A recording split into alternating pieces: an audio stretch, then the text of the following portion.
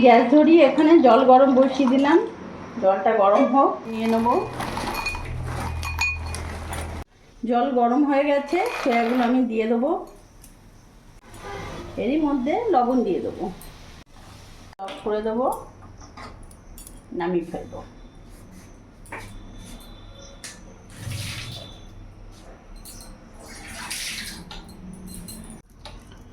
সয়াবিনটাকে এইভাবে চিপে চিপে নেব, জলটা বার করে দেবো।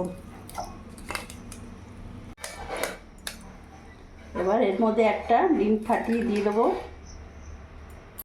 লবণ দিয়ে দিলাম, হলুদ গুঁড়ো দিয়ে দিলাম, লঙ্কা গুঁড়ো দিয়ে দিলাম, জিরে গুঁড়ো দিয়ে দিলাম, ধনে গুঁড়ো দিয়ে দিলাম, বেসন দিয়ে দেবো 2 চামচ। এবার ভালো করে মিশিয়ে নেব। গ্যাসটা ধরিয়ে নিলাম। এবার রিফাইন অয়েল দিয়ে দেবো। তেলটা একটু ছড়িয়ে নিলাম চারিদিকে। তেলটা গরম হোক। আর এখানে আমি ভালো করে ডিম, সব কিছু মশলা উপকরণ ভালো করে এইভাবে মিশিয়ে নিয়েছি। 1/2 চামচ লবণ আর সামান্য একটু হলুদ গুঁড়ো দিয়ে দিলাম। এবার কেটে রাখা ডুমো ডুমো আলুগুলো আমি ভেজে নেব। আলুগুলো একটু লাল লাল করে ভেজে নেব। আলুগুলো লাল লাল করে ভাজা হয়ে গেছে, এবার আমি নামিয়ে ফেলবো। সয়াটা আমি পুরোটা দিয়ে দিলাম। এবার একটু ভাজা ভাজা করে নেব। সয়াগুলো ভালো করে ভেজে নিয়েছি, এবার নামিয়ে ফেলবো।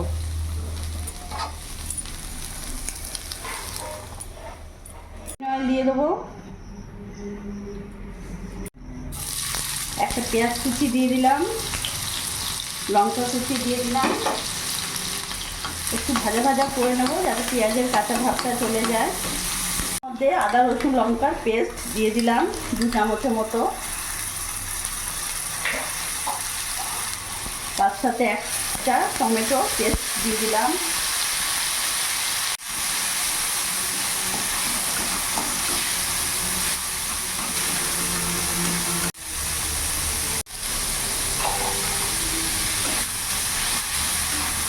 গ্যাসের ফ্লেমটা এখন একেবারে সিম আঁচ করে রাখবো।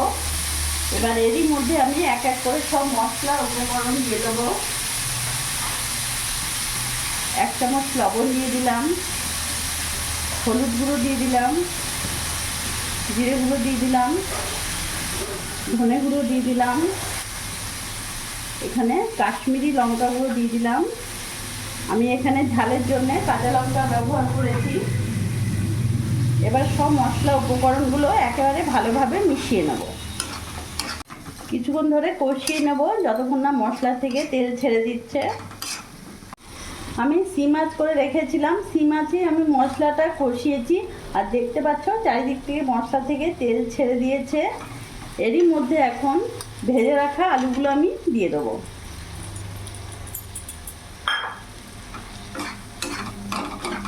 আলু দিয়ে আমি আরও 1-2 মিনিট একটু কষিয়ে নেবো আলুর সাথে। এক পাশে আমি জল গরম বসিয়ে দিয়েছি। আলু দিয়ে আমি 2 মিনিট কষিয়ে নিয়েছি। এবার ভেজে রাখা সয়াগুলো আমি দিয়ে দেবো। খুব ভালোভাবে সয়াগুলো ফুলেছে আর তেমনই সফটও হয়েছে, নরম। এবার সয়া দিয়ে আমি আরও 2-3 মিনিট কষিয়ে নেব মশলার সাথে। মিডিয়াম আঁচে আমি 2 থেকে 3 মিনিট ভালো করে কষিয়ে নিয়েছি সয়া আলু সব একসাথে। আর এখানে আমি জল গরম বসিয়ে দিয়েছি, কারণ এখানে ঠান্ডা জল একেবারেই ব্যবহার করা যাবে না।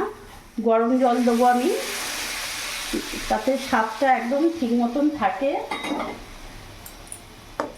এবার গরম জল দিয়ে আমি কিছুক্ষণ ফুটিয়ে নেব। গ্যাসের ফ্লেমটা একটু বাড়িয়ে দিলাম।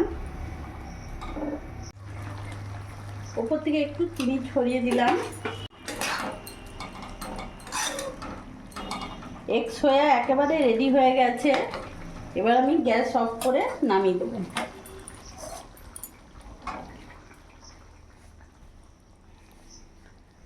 তো আজ আমি বানিয়ে ফেললাম এগ সোয়া। এটা দুপুরে লাঞ্চে হোক আর বা রাতে ডিনারে হোক দারুণ লাগে, একবার হলেও করে দেখো, সত্যিই খুব ভালো লাগবে।